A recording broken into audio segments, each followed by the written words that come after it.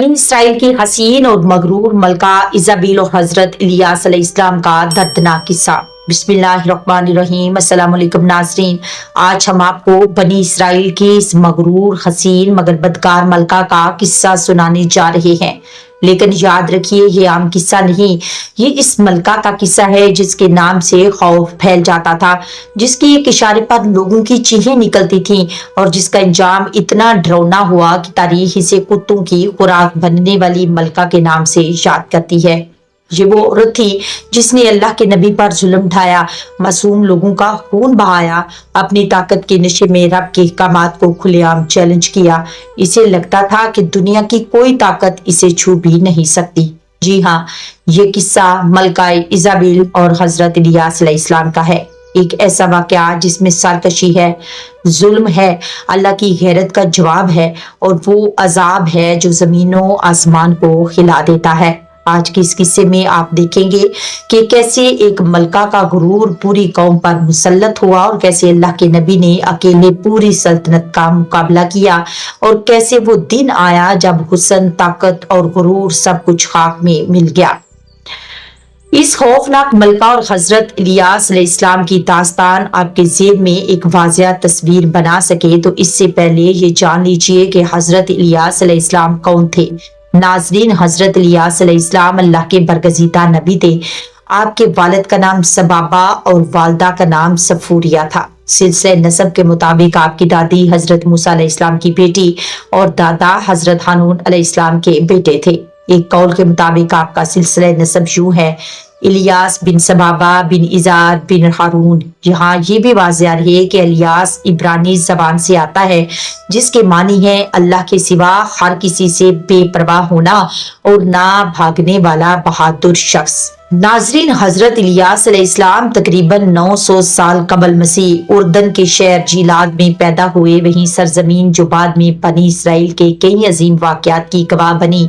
अल्लाह ताला ने आप अलैहिस्सलाम को अपनी मखलूक की हदायत के लिए मबूस फरमाया और कुरान करीम में आप अलैहिस्सलाम का जिक्र नहायत इज्जत के साथ 2 मकामात पर फरमाया गया। सूरत अल इनाम में आप अलैहिस्सलाम का इसमें ग्रामी दीगर अंबिया के साथ शामिल है, जबकि सूरत साफात में अल्लाह ताला आप अलैहिस्सलाम की दावत तबलीग और हक की पुकार का मुख्तसर मगर नहायत ताकतवर जिक्र फरमाता है।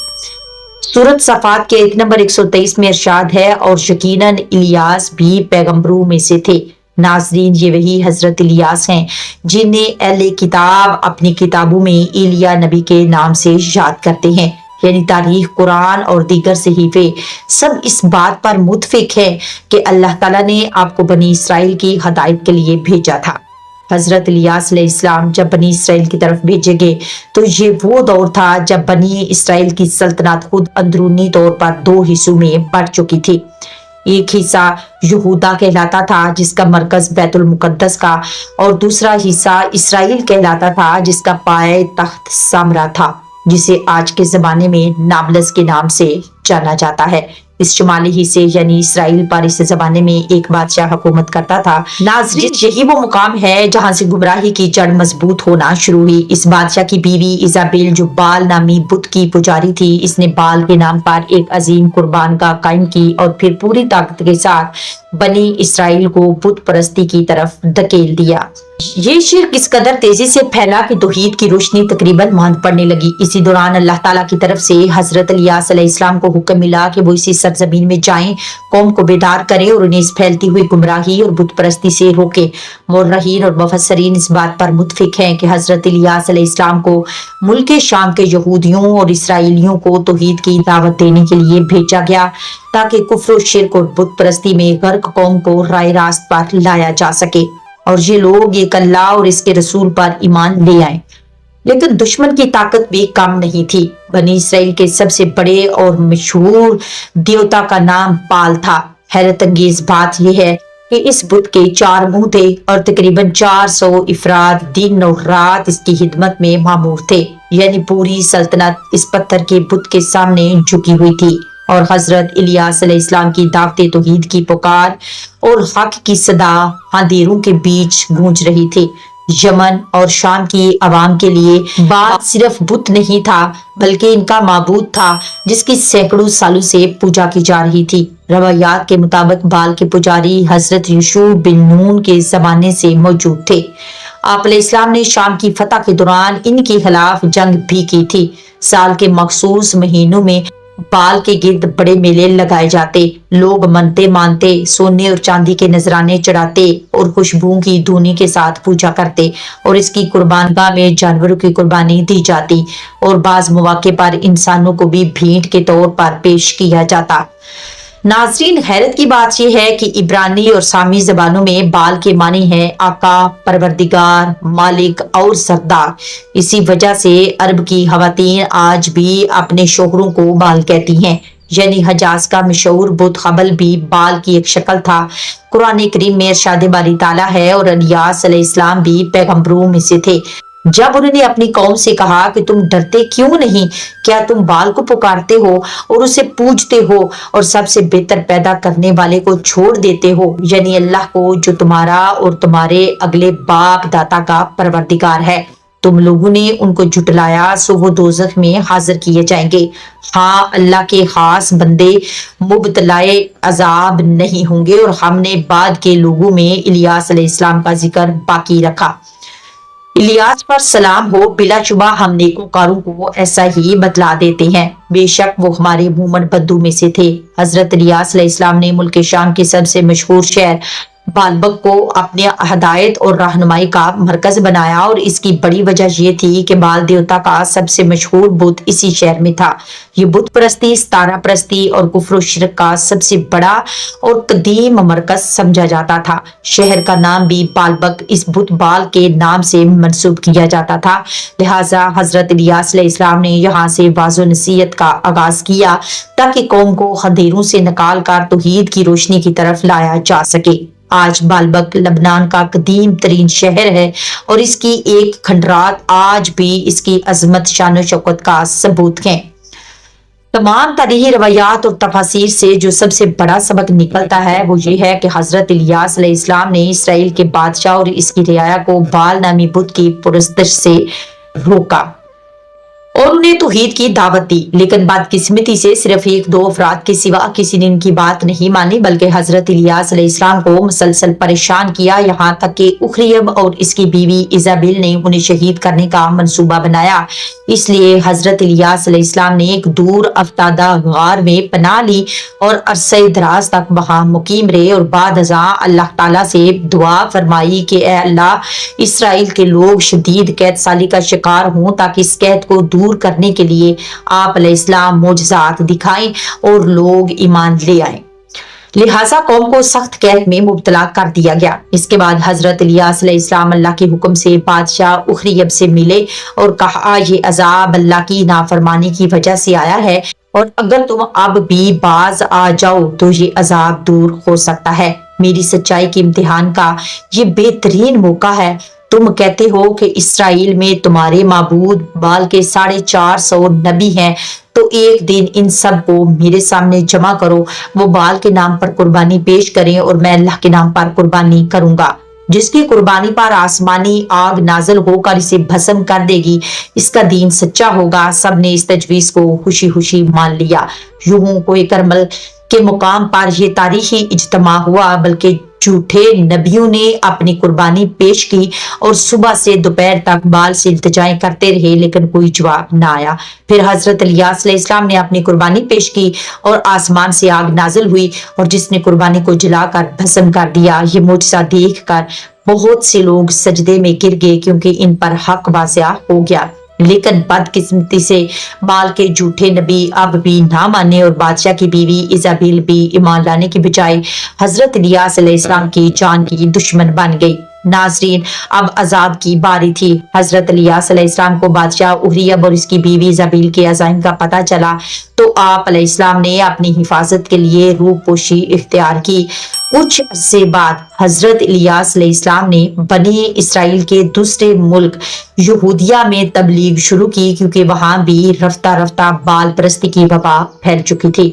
لیکن وہاں کے بادشاہ نے بھی آپ علیہ السلام کی بات نہ مانی اور حضرت الیاس علیہ السلام کی پیش گوئی کے مطابق وہ بادشاہ تباہ و برباد ہو گیا۔ چند سال بعد حضرت الیاس علیہ السلام دوبارہ اسرائیل تشریف لائے اور بادشاہ کو رائے راست پر لانے کی کوشش کی، مگر وہ بدستور اپنی بدعمالیوں میں مبتلا رہا۔ آخرکار اسے بیرونی حملوں اور مہلک بیماریوں کا شکار بنا دیا گیا اور اللہ تعالیٰ نے اپنے نبی کو واپس بلا لیا۔ حضرت الیاس علیہ السلام بادشاہ کے ظلم و ستم سے تنگ آ کر ایک غار میں روپوشی اختیار کر گئے اور تقریباً 10 سال وہیں مقیم رہے۔ پھر اللہ تعالیٰ نے اس بادشاہ کو ہلاک کیا اور دوسرا بادشاہ تخت نشین ہوا تو حضرت الیاس علیہ السلام نے دوبارہ اسے دعوت توحید دی اور اس کے نتیجے میں ایک خلق عظیم نے ایمان لے لیا، لیکن صرف 10,000 باقی رہ گئے جنہیں قتل کر دیا گیا۔ اسرائیل اور یہودیہ کی سرحد پر کچھ وحشی قبائل آباد تھے جو کبھی کبھار لوٹ مار کے لیے آتے تھے۔ وقت کے ساتھ ساتھ وہ اتنے طاقتور ہو گئے کہ انہوں نے یہودیہ پر بھی چڑھائی کر دی۔ سارے شہر میں لوٹ مار کا راج ہو گیا اور ایزابیل کی بیٹی کو اغوا کر کے ساتھ لے گئے۔ یہودیوں کا بادشاہ خوف کے مارے ایک غار میں چھپ گیا، لیکن وہاں سے ایک ایسی مہلک بیماری لاحق ہوئی کہ اس کی آنکھیں جسم سے باہر نکل آئیں۔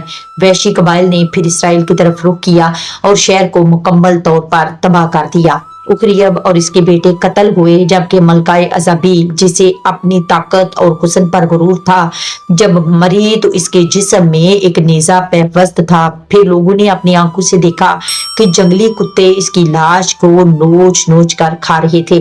یہ وہی بد دعا تھی جو ایک بزرگ نے اپنی شہادت کے وقت ایزابیل کو دی تھی۔ اس کی موت کے وقت نہ تو اس کا دیوتا کام آیا، نہ لشکر، نہ حسن، نہ اس کی طاقت۔ ناظرین، حضرت الیاس علیہ السلام ان انبیاء کرام میں سے ہیں جنہوں نے اپنی زندگی جاہ و حشمت، دولت اور ثروت سے بے نیاز ہو کر گزاری۔ رہنے کے لیے مکان نہیں بنایا، کھانے پینے کی فکر نہیں کی، جو ملا وہ کھا لیا، نہ ملا تو صرف پانی پی کر گزارا کر لیا۔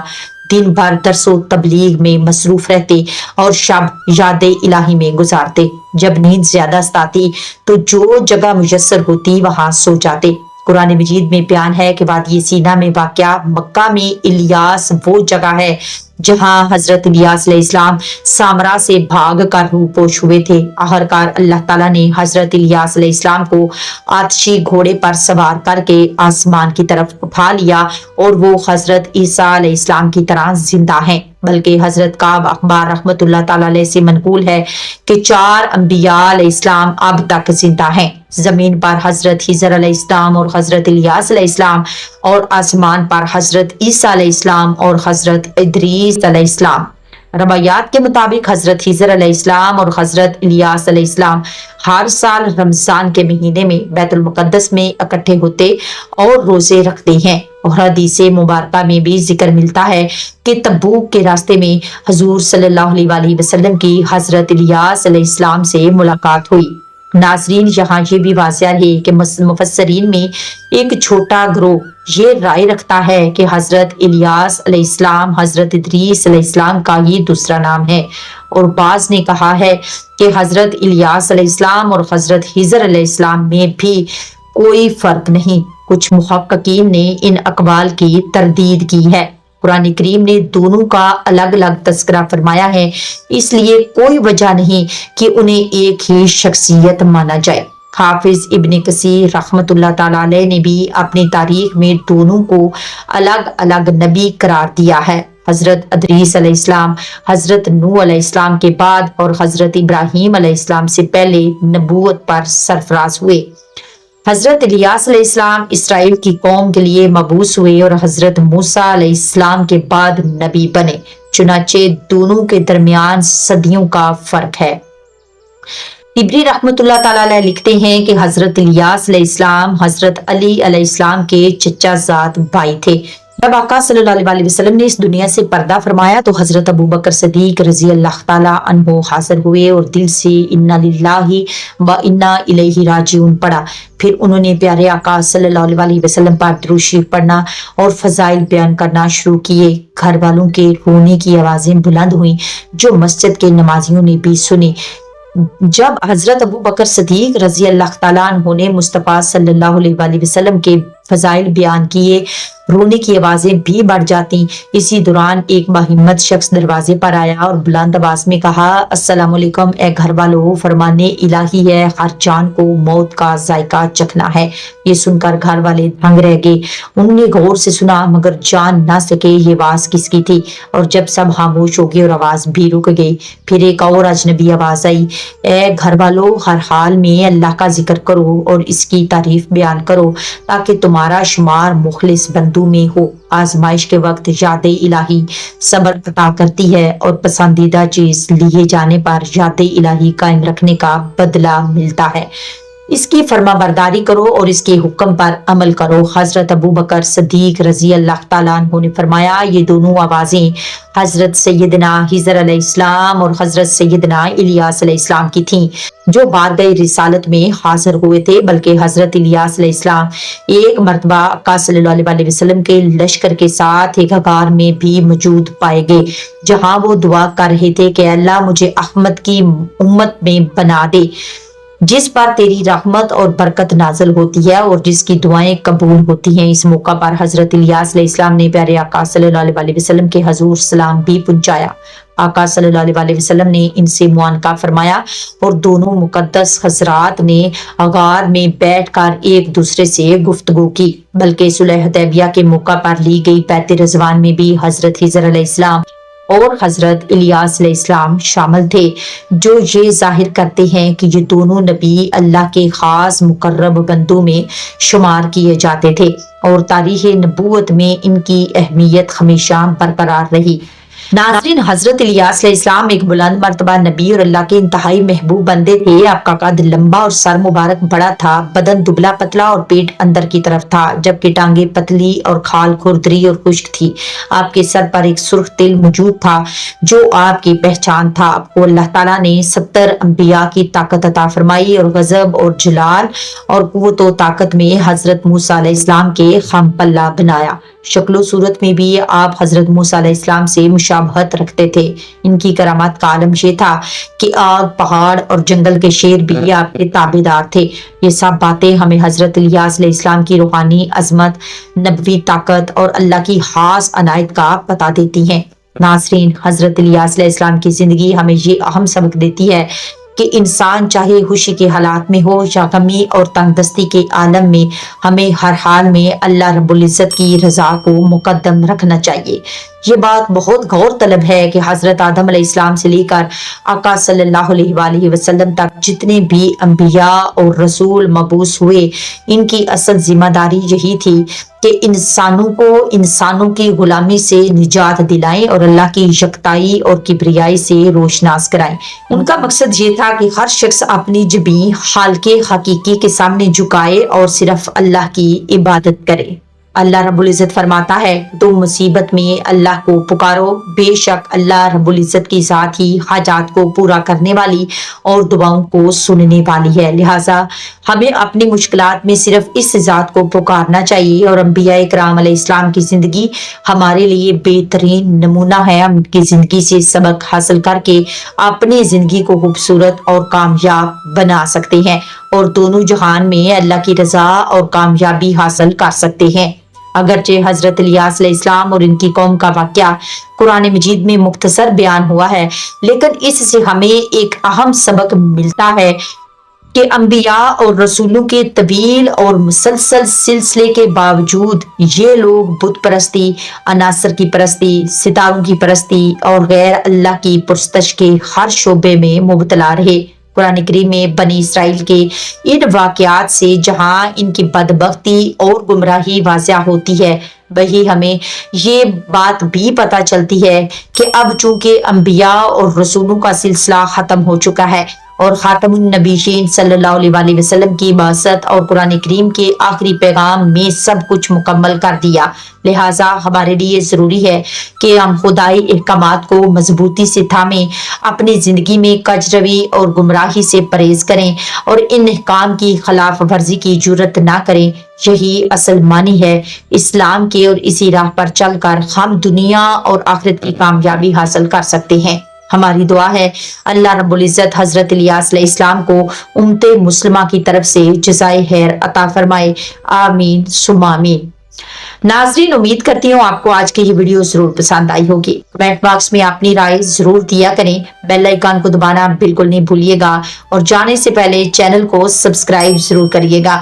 انشاءاللہ ملتے ہیں نیکسٹ ویڈیو میں، تب تک کے لیے اللہ حافظ، فی امان اللہ۔